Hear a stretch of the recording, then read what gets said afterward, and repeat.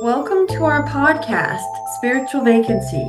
We are here to help fill your spiritual void and to help you find your inner light. My name is Brooke Ann. I'm a psychic medium, Reiki practitioner, paranormal investigator, and I co own the Inner Light in Myrtle Beach with my first co host, who is Lee. Lee is a Reiki master, intuitive tarot reader, and a paranormal investigator as well. And the third co host is Kimberly. She's a psychic medium, Reiki master, and an intuitive healer.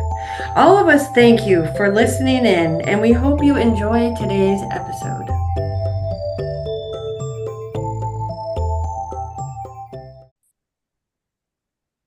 All right, on today's episode, we're talking about our daily practices that we do, how to kind of get us ready to connect with spirit, our higher self, the universe, what it is that we do daily, I should say, take the daily steps to kind of get us in our zone or what makes us feel good. Kimberly, what do you do to get into your daily practice or routine, or what is it that you like to do? Well, I do meditate daily. I usually will meditate at night before bed, and I do pray. I do prayer practice. So prayer is usually in the morning when I get up, and I always do a kind of a gratitude. I'll always do a saying of gratitude, and I'll just be thankful for anything.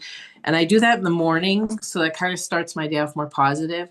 So I find even one thing to be grateful for, and it could be just a roof over my head. It's just the little things. The love of my family, or I just find something to be grateful for every morning. That kind of keeps me more positive through the day. But for me, meditation is very important. I do it every evening, before bed. Yeah. Yeah. I What love about that. you, Lee? Mhm. Yeah. What do you do, Lee? I'm also a big meditate. I'm a meditation person for sure. I also am a big bath person. Mhm. I do a salt bath as often as I can, at least 4 to 5 nights a week, Oh, if I can. Especially if I have a lot of clients or if I've had like after the Reiki share or where I'm, kind of around a lot of people's energy. I do a salt bath just to, cleanse and ground. And obviously I'm a card puller. So I think I pull cards every day at some point, whether for myself or other people, always for myself, but and I'm a mhm. journaler too. So I love to journal and write things down, even if it's just like quick, quick like You little notes here and there. you journal every day? I it depends. Because there are times but usually I journal once a week. Like I don't journal every day. yeah, there are times in my life I journal every day. There's times in my life I journal once a week. There's times in my life I journal less than that. I always feel better and more centered and grounded when I journal more often. But for me, it's like a ritual. Like I always will meditate, card pull, journal, or meditate, journal, card pull, or like it's always kind of a package deal. So I find that if I don't make the time to do all of that, then sometimes I don't do any of it, if that makes sense. Mhm. Mhm. Um, but now that we have the space and I'm there often, I feel like just by the time when I enter in to the inner light, I have the routine now, of like getting the lights on, lighting the candles, spraying the scents, like so that is even part of the ritual itself. I'm a big routine person and I think I follow things like very much the same order to the letter, Oh, you okay. know, and that aids me in kind of getting into the headspace and the place for connection. And I Reiki every day. Like I'll Reiki the space, even the salon before I go in. Like I'll send Reiki to the whole area, to the space. I do a lot with Reiki, with clearing and cleansing and I symbols. love that. I use symbols a lot. But in my reading space, I like to sage Palo Santo, depending. And I also have a sage spray, which I like, and it has peppermint in it. I love it. It's very uplifting. So I kind of do those type of things too when I'm doing the readings or even the salon. I have a nice sage spray that before I leave at the end of the night, I'll spray and clear. I'll use my Reiki to clear the energy of everyone that was in that space too. Mm-hmm. It's important. Yes, it It's is. important because energy lingers. It's really important. Yes. Yeah. Yeah, I Yeah. What about meditate. you, Brooke? What's your daily? I meditate every day. I actually listen to probably for the last, I don't know, 5 years. There's a meditation on YouTube. It's just a daily meditation, and it's not one that you have to like be super focused on. You know what I mean? So as soon as I turn the shower on, I turn the meditation on, and it pretty much is a grateful meditation of everything. Your house, your clothes, your work, your this, and I just go over it. It's about 10 minutes. And then it also times my shower. So I know I've been in the shower 10 minutes because if it's ending, it's time to get out. So it's like that type of thing too, where you're like, oh, I've been in here longer than 10 minutes. But it puts me in a good mood. If I don't listen to it, I feel like I'm missing it, you know? Mm-hmm. And then, which I know this is gonna be weird, but when I get out of the shower, well, like I'll go lay on my bed and I put my feet up the wall because they say that's supposed to help with anxiety and just like kind of de-stress. And I'll think about my day or I'll think about what I got going on or what it is. And then I'll do a 5 minute mindful meditation with my legs up the wall. And just, it's kind of like a breather for me because there's always stuff happening or what we've got going on. So it's kind of like it's kind of a mindfulness meditation where I'm not trying to think about what I have to do, but then I feel like the legs up the wall does work with my anxiety because I feel like I have a lot of anxiety. And so that I do that, but then I'll sage my house and I don't even really sage it. I'll just light it because I love the smell. And then you'll smell it through your whole house, but I definitely sage before and after all my sessions. We sage the space, lighting the candles, the scents, like all of it is just kind of part of my routine. I'll like talk to my plants and I'll thank them for being so green. And even if you like go up to the plants, you can do Reiki on the plants and the plants will actually move. So like when you go to do Reiki on them and thank them for being so green and lovely and please don't die. And please survive even if I overwatered you or whatnot. But you know, that's kind of my practice. And then at night, I will thank, my guides, the universe, like what happened during that day. Grateful that they protected me, watched over me. I'll also reflect on maybe what I could have changed, what I learned from that day. Maybe I should have done something a different way. Maybe I should have said something. I feel like that's my time to almost like reevaluate what my day like entailed of. And then I always like to listen to some kind of sleep meditation. I am a noise person. I do not like quiet. So whether the TV's on or, just like I can fall asleep immediately if that noise is on. But if it's like totally quiet, I have a hard time sleeping. So I'll either turn something on my phone or I'll turn something on like 2020 or, something on forensic files or something like that. And I will fall asleep. And The Jeremy, sweet sounds of murder to lull me to sleep. Jeremy says, he's like, you're planning my demise while you're sleeping. He's like, yeah, he's like, yes. But there's something, I like background noise. And when we lived in a house that was very quiet outside, I didn't sleep great. I don't know. Do you like noise? Do you not like noise or?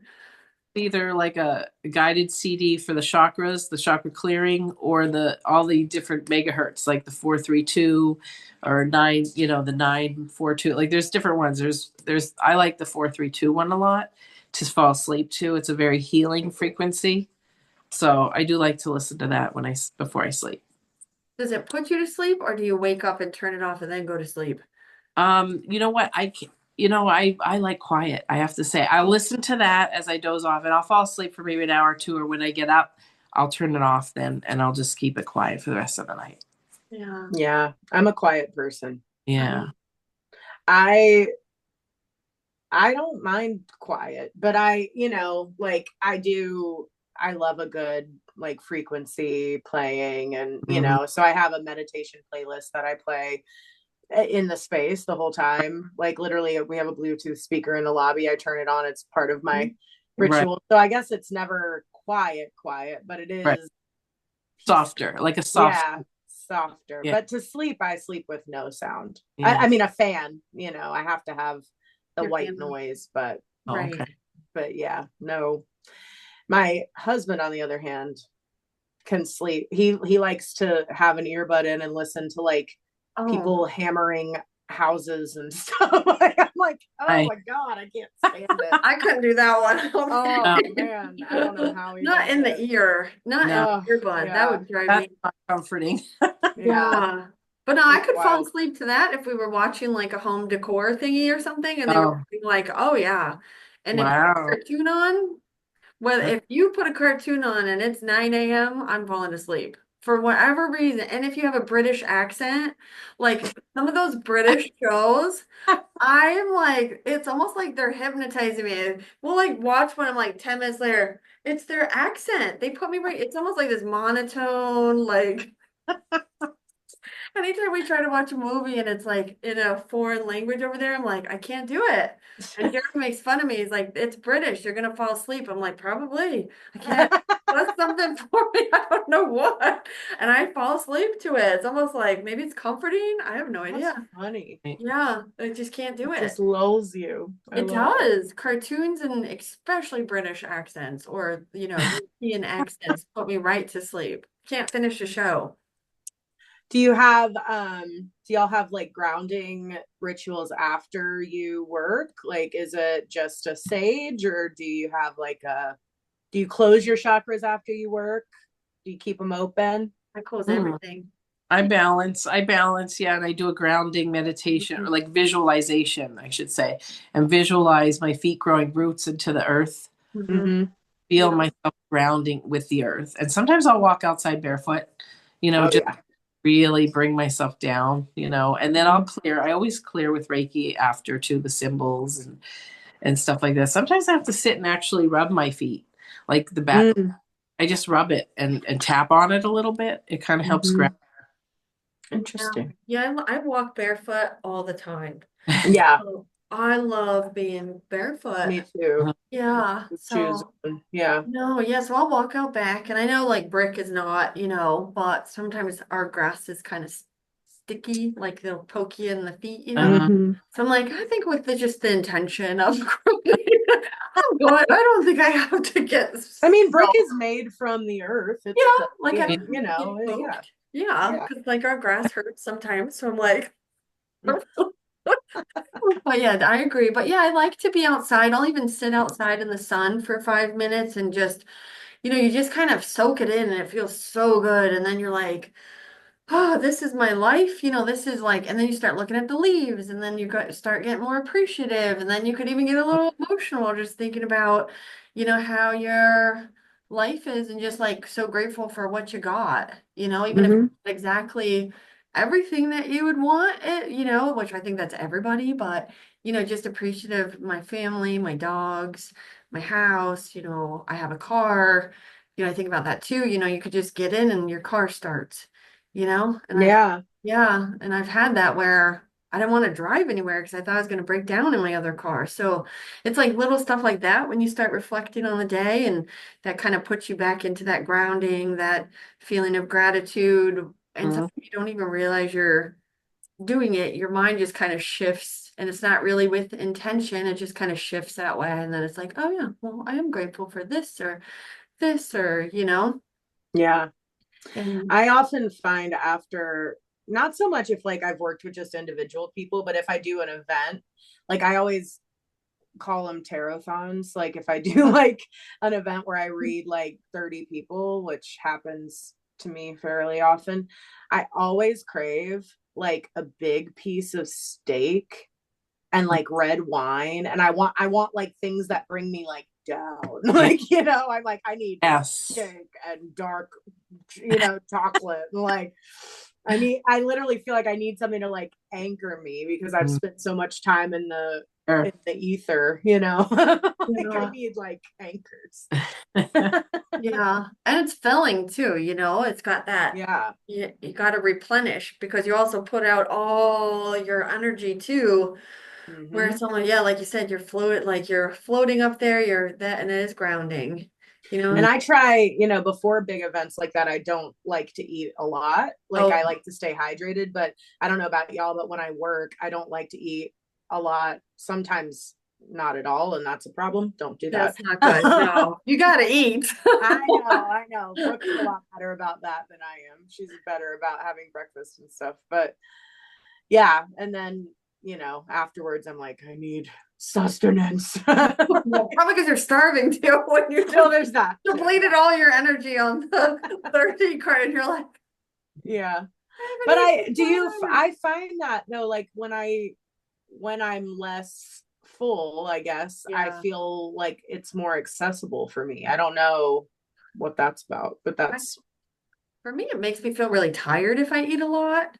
So, like, well, if yeah. I'm like, really full, it's like, oh, the last thing I want to do is work, like, Mhm. and then try to connect, and you're like, oh, I just want to go lay down or take a nap or sit. So it's almost like if I eat like something kind of light in the morning and that I know can get me through to dinner or through, like, I don't want to eat a big meal before an event or even before a group or anything like that. Something light. Mhm. But then, yeah, eat heavier after because then it's almost like you can breathe because it kind of went good. Now you can relax, get your jammies on, or whatever you want to, whatever mood you kind of want to sink into after the event. But yeah, I agree. I think it is kind of heavy when you eat too much. And I've made that mistake before where I didn't really plan out my food properly. So then I ate like a really big meal, like 2 hours before a private group. And then I just really didn't want to go. I mean, I went, but I just don't have that excitement because I'm like so full. My stomach's like hurting, and it's just like, ugh, maybe I should cancel, but I won't. I don't cancel, so I just Yeah. go. But it's like you just kind of feel, bleh. I don't know how to Yeah. describe it. But it all goes, it's like everything, you have to think about everything when you're Mhm. doing this work, right? It's not like you're just sitting at a desk or something. Like it's important what you're eating, how you're Yeah. hydrating, what You're, your mood has been. That's the hard part Yeah. too, is like, having a baby. I can have like, my husband and I have been separated. We're trying to work it out now, but being a single mom to a baby in the past few months, I have had shitty mornings, like really hard, waking up all night with her. And then, but you have to show up. And so it's so important to have those practices in place to get me to where I need to be so that I can show up for work and show up for my clients. I can't just be like, sorry girl, bad day, can we reschedule? Right. Like you have that's the level of kind of the level of professionalism that has to go in to this work if you're going to do it. And I think that can like almost separate the professionals from maybe the people that are not so, because it's important to be able to, much like theater, which I also grew up doing, like separate yourself, separate your own, leave your shit at the door essentially, so Right. that when you come in you can be what you need to be and not carry your stuff in with you. And I mhm. think what we do all for work, there is part of it where, people are really excited. They don't want to cancel. They're like looking forward to you working for them. There's a different, it's different than like if you are going to a restaurant or you're going to do like, say you're going to you work at a putt putt, like there's a different Yeah. type of excitement where it's like people don't normally cancel or don't normally like they don't want to miss this. So it's like we have to be that best version of ourselves because that's Mm-hmm. what they're expecting. That's what we would expect for ourselves too, right? Or Yeah. what we would want in return. But there is a different level in what we do on how we do have to leave our shit at the door.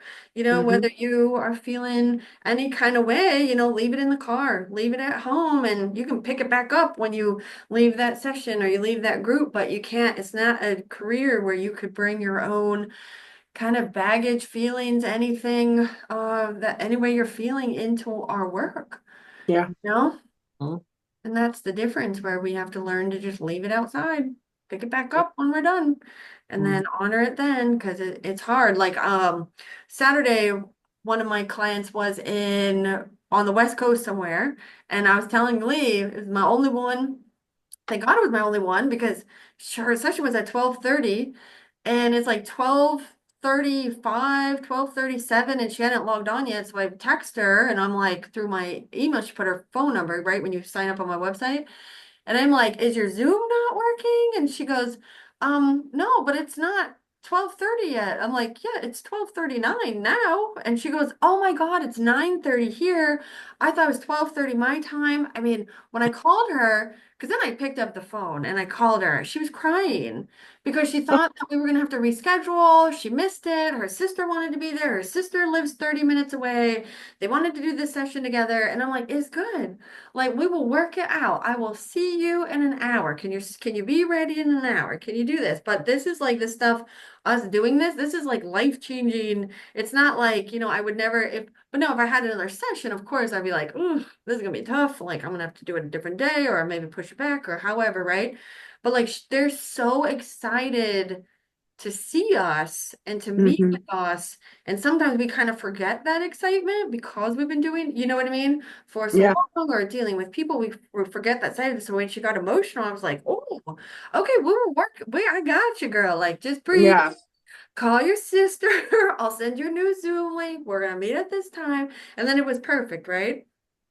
But like if I was having a bad day, it would have been easy for me to be like, well, let's just reschedule. Or, you didn't show up. So I have met mediums where they would not have reached out. They would not have done anything. You're a no-show, blah, blah, blah. And they would not refund or reschedule. And I think that's awful that some people do that, because it was just a mistake. And I learned that my website does not convert the time, but it's hard because where we live, nobody's really from here. So everybody's number is weird. Like nobody's number is like 843. So it's like, Yeah. I don't know where anybody's from. I just know you booked a Zoom thingy, but I've had people book Zooms that live here. So I'm like, I don't know. Yeah. You don't know. I don't know where you're at. So that's something for me. So this is a good lesson for me too. But if I was having a bad day, it would have been easier for me to be like, let's just reschedule. Like this meant we weren't supposed to read, the time got messed up. But, when you Mhm. hear somebody like that, like you would want, it is exciting for them, Mhm. you know? Yeah. Exactly. Uh, See, we always got to remember that too. They're more excited to see us than we are. Yeah. Which makes sense though, but that's with anything. Mhm. Just like I go get my hair done next Sunday, I'll be very excited to see Chris that does my hair, and he could be like, Yeah. just another client broke. And I'm like, yes, but have you seen my roots? Yes, I know. Like, oh, and please don't cancel. Yeah. I was supposed to see him Easter Sunday, but that was Easter Sunday, so we're pushing it back a week. But my hair Yeah. is in dire need. But I'm more. But you just know you're more excited than they are because they do it every day. Yeah. Well, Yeah. the way it Yeah. goes. A good point. Yeah, but that's what we have to think about with our clients too in our daily practice of, because we all got shit going on, or thoughts or feelings or life or whatever, and we just got to show up. So Gotta that's all we show can up. do. That's all we can do. Yeah. We have to show up for ourselves. Yes, so we we can do. show up for everybody else too. Very true. Yes, we do. That's for sure. But well, thank you guys for sharing your daily practices. And if you guys have any daily practices in the comments, let us know listening in. Or maybe you learned something from one of us today and maybe you'll pick it up and start doing what we do. So we will see you all next week with a new episode. And we hope you all have a beautiful day and namaste. Namaste.